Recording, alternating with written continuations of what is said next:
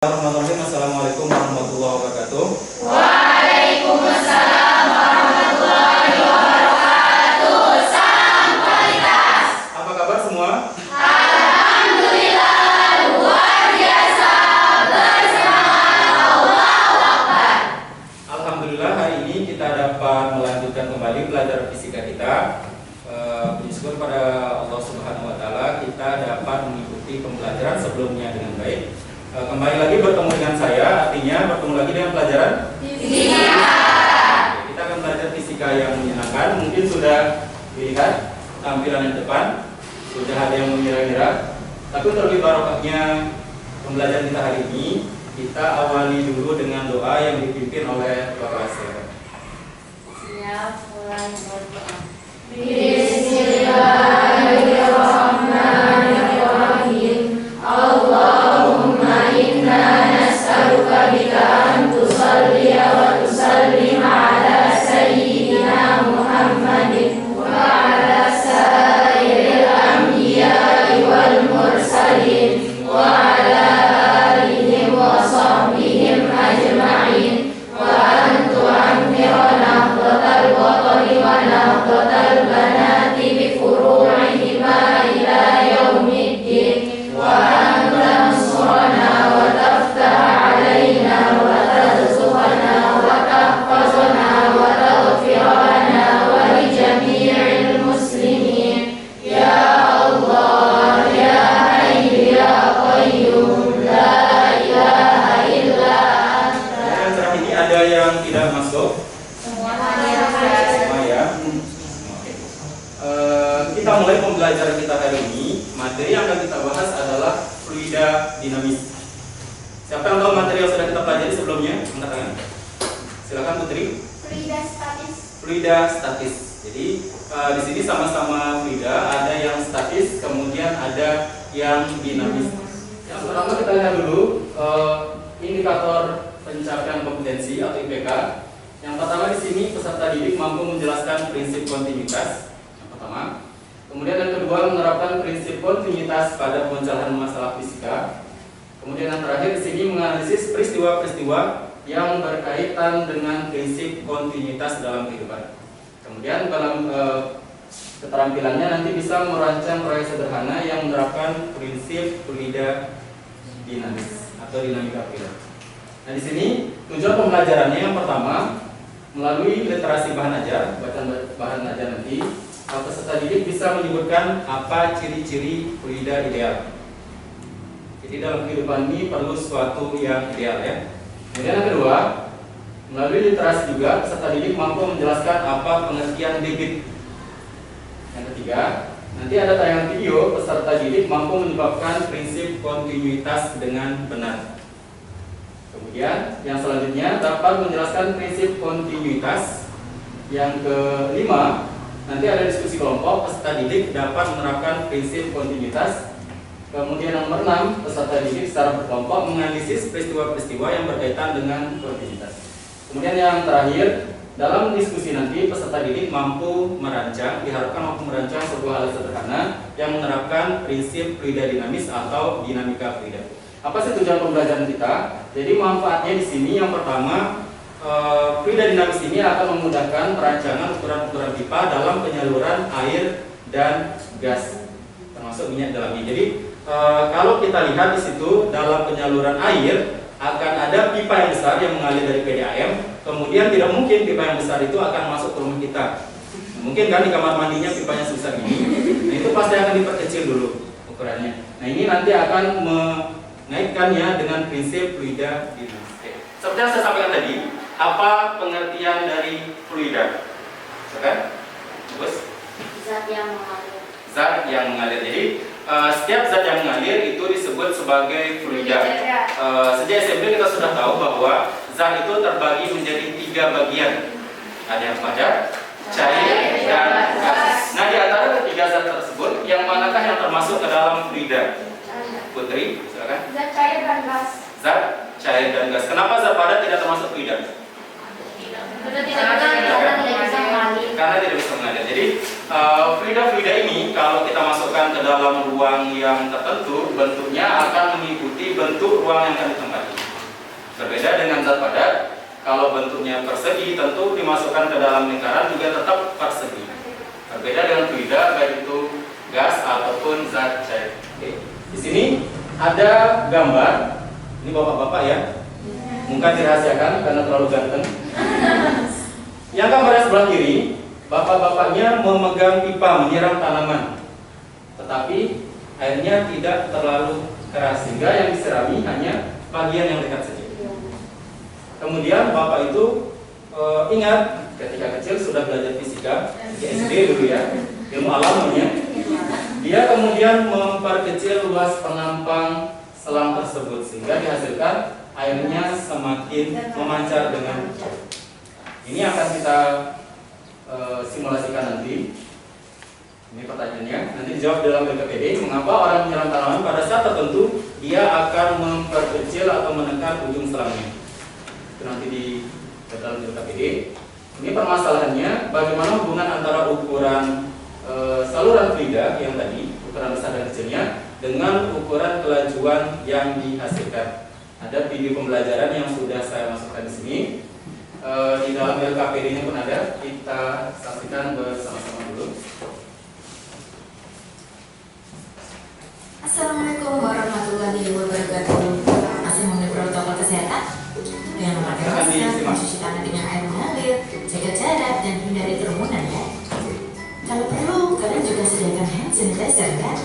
Kalau di bab sebelumnya kita membahas tentang fluida statis, yaitu fluida atau alir yang diam atau statis. Jadi statis itu diam. Kita akan membahas fluida dinamis, yaitu fluida yang kebalikannya yang bergerak. Fluida dinamis adalah fluida bisa berupa zat cair atau gas ya. Zat cair dan gas. Untuk memudahkan dalam mempelajarinya, fluida di sini kita anggap steady atau mempunyai kecepatan yang konstan terhadap waktu, tak terlalu cepatnya, tidak membutuhkan volume, tidak kental, tidak juga turbulen, tidak mengalami putaran-putaran. Tidak berputar-putar atau turbulen. Pasti susah loh mendapatkan kejadian seperti ini loh. Karena di nyatanya kita akan lihat bahwa fluida dinamis ya kecepatannya bisa berubah-ubah, bisa mengalami perubahan volume dan ada yang tetap, serta bisa mengalami putaran-putaran. Nah, hidrodinamika merupakan ilmu yang mempelajari tentang fluida bergerak. Sebelum mempelajari fluida bergerak, perlu diketahui fluida ideal dan jenis-jenis aliran fluida. Kenapa kita mempelajari yang ideal sih? Kenapa harus ideal? Karena ini untuk memudahkan kita mempelajari semua ini. Itu kalau kita melihat sesuatu tidak ideal, jadi rumit loh. Maka yang pertama kita harus yang ideal dulu. Walaupun di dunia ini tidak ada tuh ya yang namanya ideal, tapi setidaknya kita punya standar ideal kan ya. Kayak menentukan pilihan hidup gitu.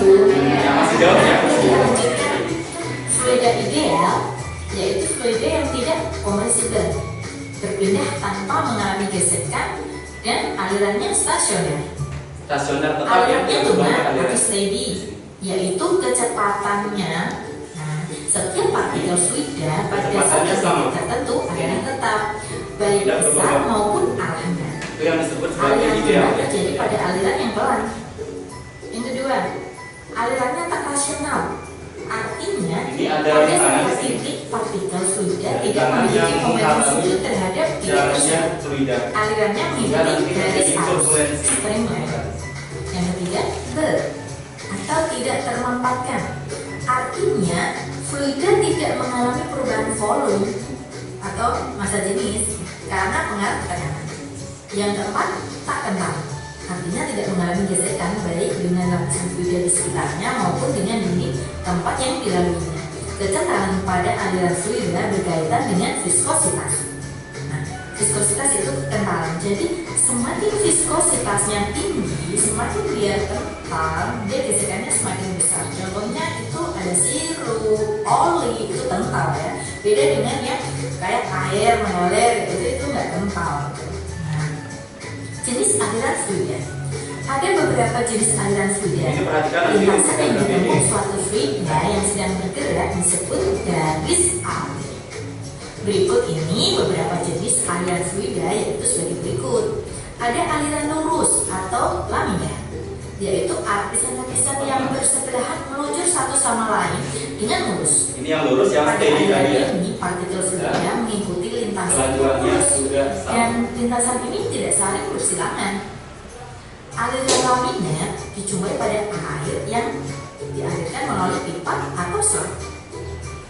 Berikutnya ada aliran Ini ada pengicilan yaitu pembuluh aliran yang ditandai dengan adanya lingkaran-lingkaran tak menentu dan menyerupai pusaran. Ini turbulensi Aliran atau lingkaran. yang sering dijumpai di sungai-sungai dan Ini kalau terjadi pesawat, pesawatnya biasanya oleng ya, terjadi turbulensi. sesuatu yang menghambat misalnya batu atau apa gitu. Ini bisa mengakibatkan aliran turbulens. Besaran-besaran dalam fluida dinamis. Sekarang kita akan bahas yang pertama untuk debit. Titik. Kita simpulkan Q. Pernah nggak kalian mengisi bak mandi kemudian sampai lega-lega? Kalian bisa mengetahui berapa lama waktu yang dibutuhkan untuk mengisi bak mandi kalian yang besar dengan menggunakan persamaan debit loh. Kalian cukup mengambil wadah yang mempunyai volume 1 liter, misalnya saja botol air mineral. Kemudian kalian isi dari keran air di bak mandi dan hitung waktunya. Maka yang akan mendapatkan debit air pada keran.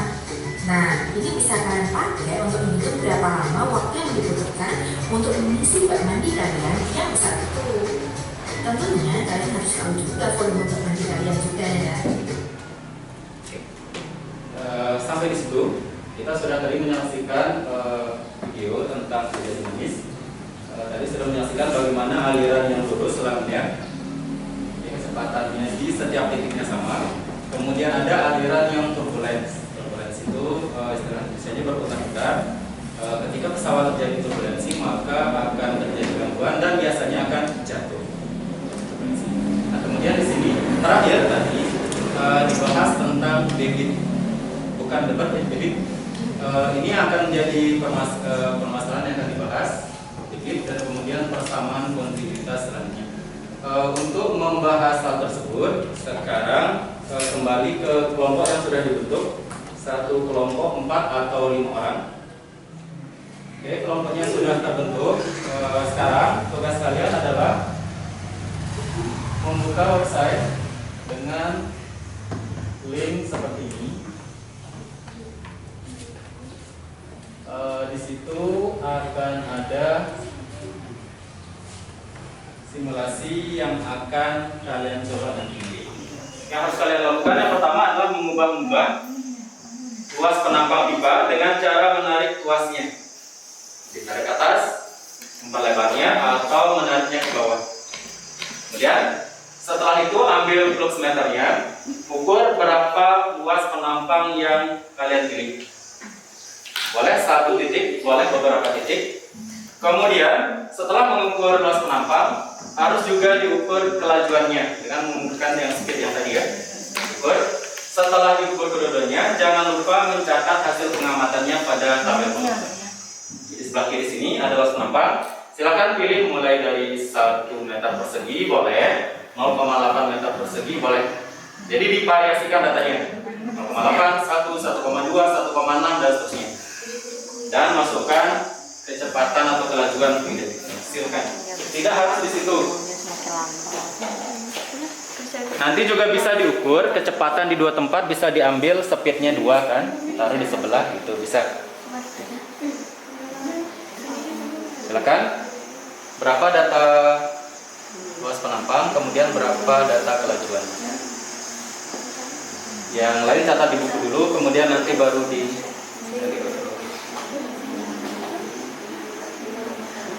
boleh di situ. Di satu tempat pun boleh ya, di satu titik boleh dipersempit, boleh diperluas. Tidak masalah, yang penting luas penampangnya bisa di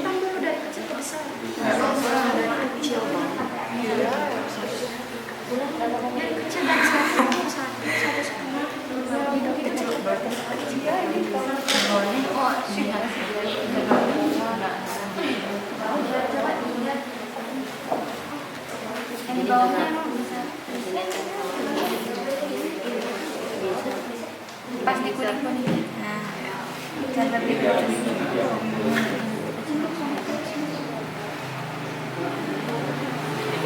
tugas penampang. Jadi ini perlu di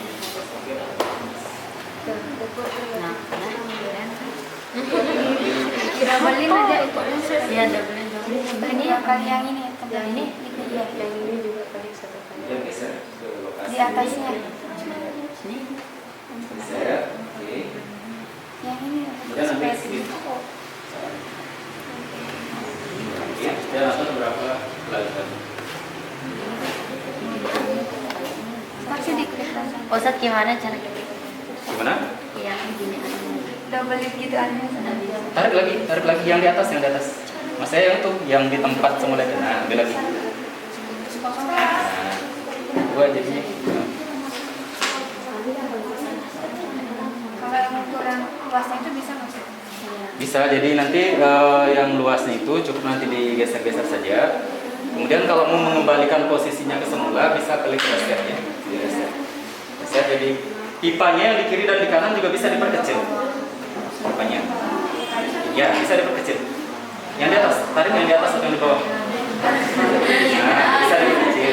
Nah, kemudian nanti bisa juga memunculkan titik-titik dengan menekan tombol yang merah. Nah, nanti kan ini bisa dilihat. Kalau yang luas penampangnya kecil kan cepat kelihatan. Nah, kalau yang besar dia agak lambat.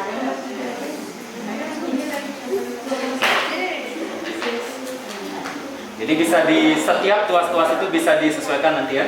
Luasnya berapa bisa disesuaikan. Ya. Apa? Misalkan di tengah-tengah.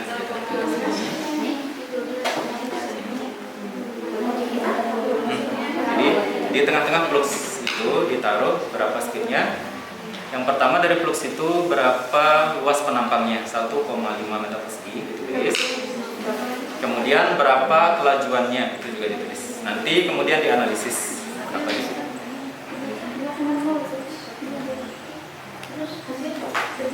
Jadi variasi datanya bebas. Mau dari 1, 2, 3 boleh.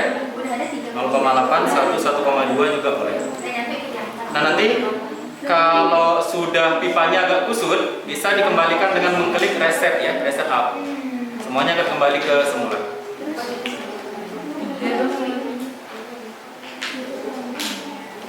Bisa ditarik, otomatis luasnya juga akan berubah. Ya. Semuanya akan mempresentasikan dari kelompok 1 akan mempresentasikan apa yang sudah dibahas dalam tugas ini. Silakan. Bismillahirrahmanirrahim. Bismillahirrahmanirrahim. Assalamualaikum warahmatullahi wabarakatuh. Waalaikumsalam warahmatullahi wabarakatuh. Salam kualitas. Baik, di sini saya akan mempresentasikan hasil diskusi dari kelompok 1. Nama-namanya dulu.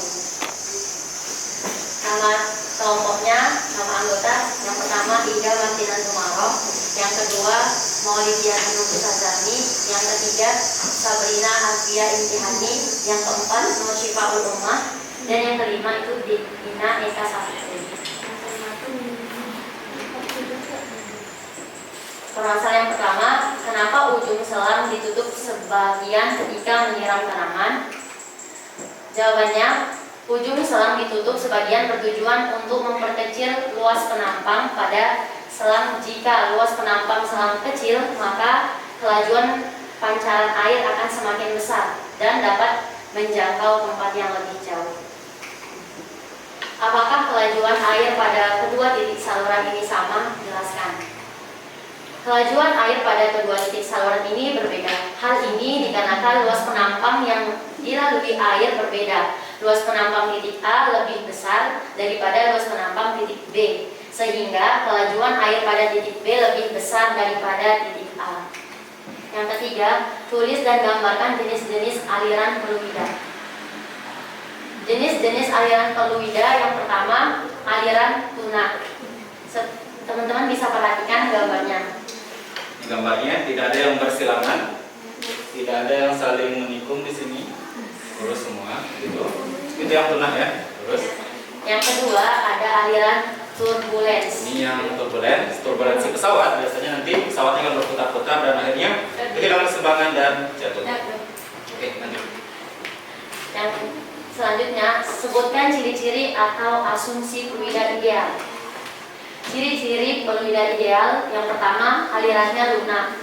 Alirannya lunak atau steady flow, yaitu semua partikel yang melewati titik tertentu memiliki kecepatan yang sama. Yang kedua, fluida tidak termanfaatkan, yaitu massa jenis fluida konstan dan seragam. Yang ketiga, fluida tidak kental, yaitu gesekan internal diabaikan dan benda yang bergerak melewati fluida tidak mengalami gaya gesek. Yang keempat, alirannya tidak berotasi, yaitu alirannya tidak berputar sehingga fluida tidak memiliki momentum sudut pada titik manapun. Tuliskan pernyataan dan persamaan debit. Debit adalah volume fluida yang mengalir melewati suatu penampang dalam selang waktu tertentu. Q dapat dirumuskan Q sama dengan V per T, yaitu debit sama dengan volume fluida per waktu dengan rumus debit meter kubik per sekon dan volume dengan satuan meter kubik dan waktu sekon. Tabel pengamatan. Luas penampang yang pertama. Pengamatan yang pertama dengan luas penampang pipa 0,8 meter persegi. Oke, selanjutnya kita perhatikan penampilan dari kelompok yang kedua. Silakan. Assalamualaikum warahmatullahi wabarakatuh. Waalaikumsalam warahmatullahi wabarakatuh. Salam kualitas. Saya di sini sebagai perwakilan dari kelompok 2 akan mempresentasikan hasil diskusi kami, di mana kelompok 2 ini beranggotakan yang pertama Rida Dwi Purnama, Anida Usoleha, Baik Zahwa Fakih, Baik Mary Andriani, dan saya sendiri yaitu Putri Irawan Dwi. Pertanyaan yang pertama, kenapa ujung selang ditutup sebagian ketika menyiram tanaman? Seperti pada gambar kiri dan gambar kanan terlihat. Di gambar kiri, ketika kita menutup selangnya, maka pancaran airnya ke jarak yang lebih jauh. Sementara gambar sebelah kanan, ketika kita tidak menekan ujung selangnya, pancaran airnya itu tetap di situ saja atau melalui jarak yang lebih dekat. Pertanyaan yang kedua, apakah kelajuan air pada kedua titik saluran ini sama? Jawabannya itu berbeda, dikarenakan luas alirannya atau jalur aliran dari kedua titik A maupun B ini adalah berbeda, di mana jalur aliran dari titik A itu lebih luas dibandingkan jalur aliran dari titik B, sehingga aliran dari titik A itu lebih lambat atau lebih kecil dibandingkan dengan kelajuan aliran dari titik B, di mana kelajuan aliran titik B ini lebih cepat atau lebih besar dari kelajuan aliran titik A. Yang ketiga itu jenis-jenis aliran fluida. Yang pertama, aliran tunak atau tenang. Bisa kita lihat seperti di gambar, aliran tunak atau tenang ini yaitu aliran lurus tanpa ada hambatan apapun. Dan yang kedua, aliran turbulens atau bergejolak, yaitu aliran yang berputar. Selanjutnya, Langsung ke data.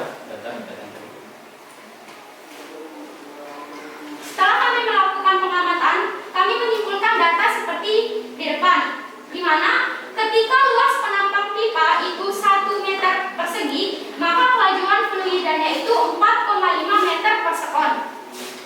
Dan ketika luas penampang pipanya itu 1,5 meter persegi, maka kelajuan fluidanya itu 3,3 meter per sekon. Ketika luas penampang pipanya itu 2,0 meter persegi, maka kelajuan fluidanya itu 2,5 meter per sekon.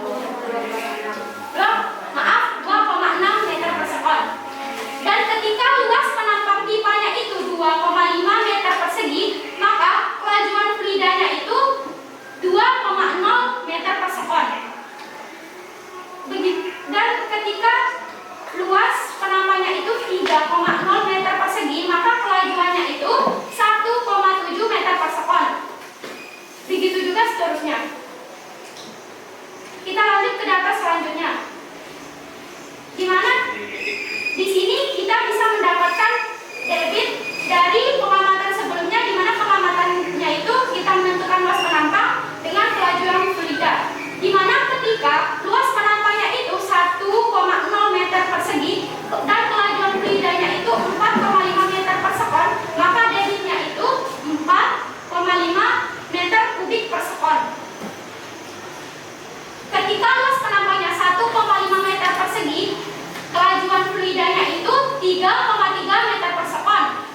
debitnya itu 4,95 meter kubik per sekon. Dan ketika luas penampangnya 2,0, maka kelajuan fluidanya itu 2,6 meter per sekon, debitnya itu 5,2 meter kubik per sekon. Dan data selanjutnya bisa terlihat seperti di gambar.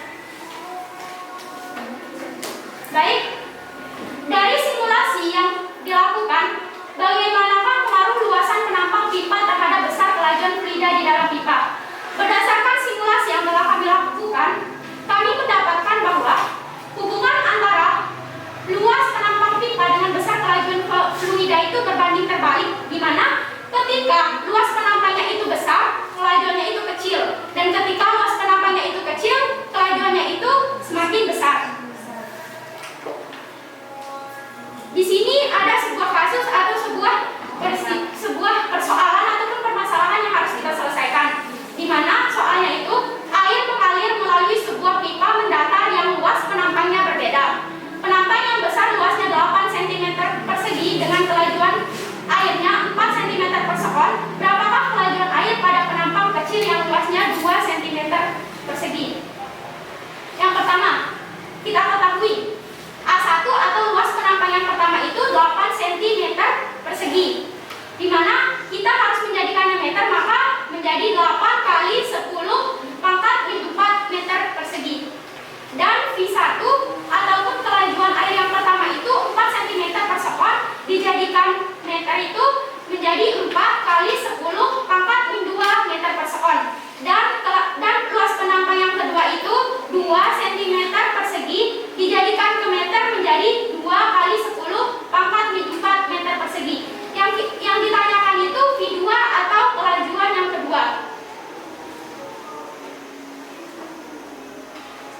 Berdasarkan persamaan yang di atas, maka kita mendapatkan rumus dari persamaan kontinuitas, yaitu A1 dikali V1 sama dengan A2 dikali V2, di mana A1-nya 8 dikali 10 pangkat 4 meter persegi dikali 4 kali 10 pangkat 2 meter per sekon sama dengan yang V2-nya 2 kali 10 pangkat 4 meter per sekon V2.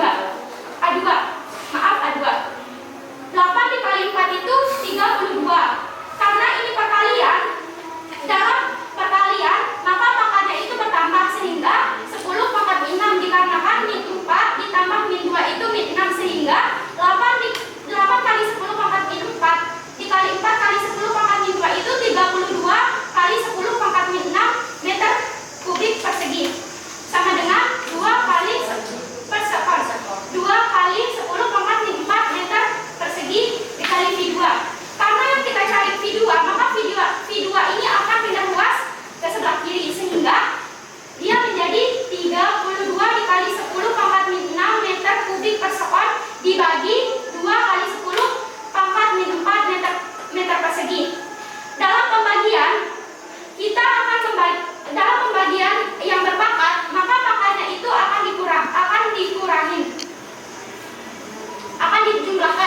dijumlahkan,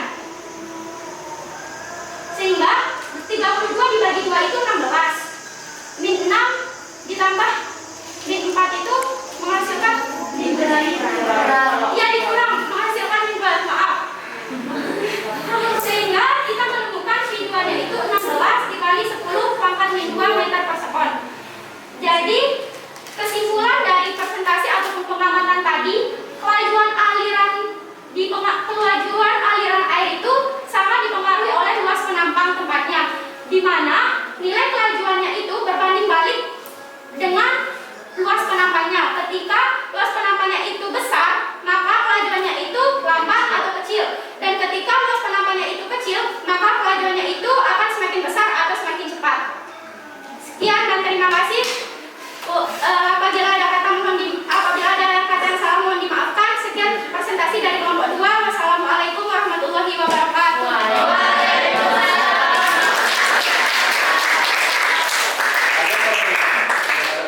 Tadi yang sudah dilakukan teman-temannya.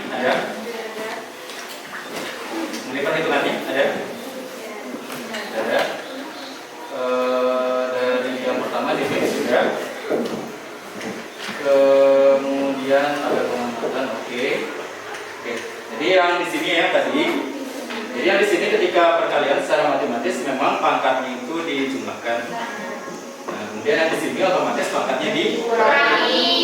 Jadi ada minus 6 dikurangi minus 4, jadinya 4 minus 6. Jadi di sini pangkatnya menjadi pangkat 5. Ada pertanyaan? Tugas selanjutnya adalah menjawab soal evaluasi. Silakan buka kembali linknya.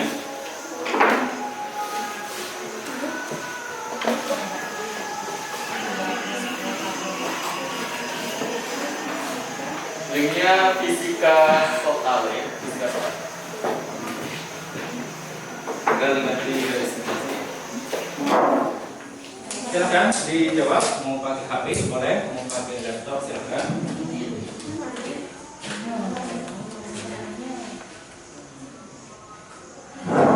Silakan, boleh pakai HP. Jadi yang kedua itu.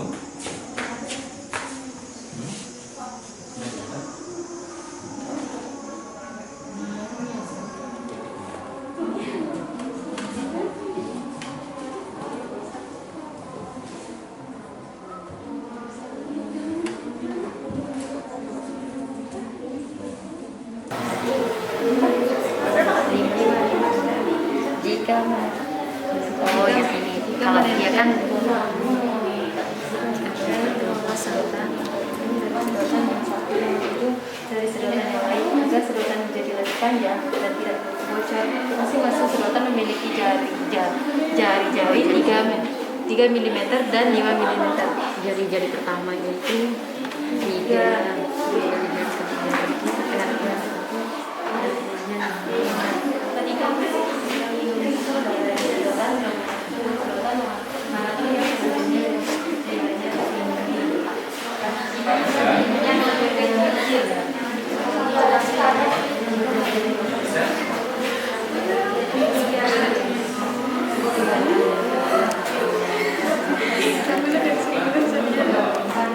Lihat nilainya.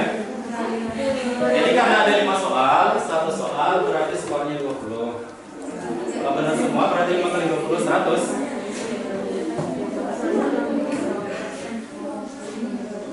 Yang lain bagaimana? Ya.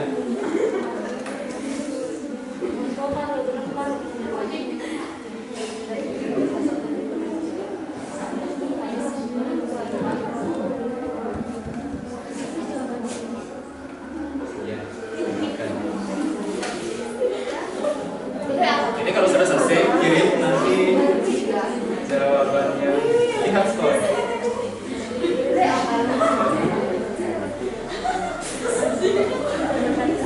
Iya. Oke.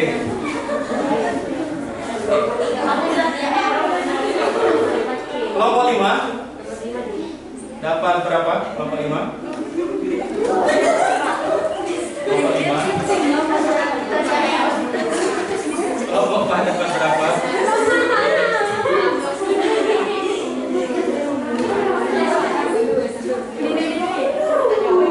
Ada yang kesulitan soalnya? Kelompok 1 dapat berapa?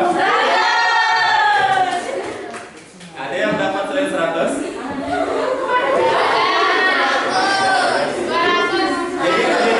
Jadi motivasi untuk belajar lebih baik lagi. Seperti yang sudah disampaikan tadi awal pengantar, manfaat media. Cukup sampai di sini belajar kita hari ini. Silakan hadap ke posisi depan lagi. Boleh duduk tempat tapi hadap ke depan.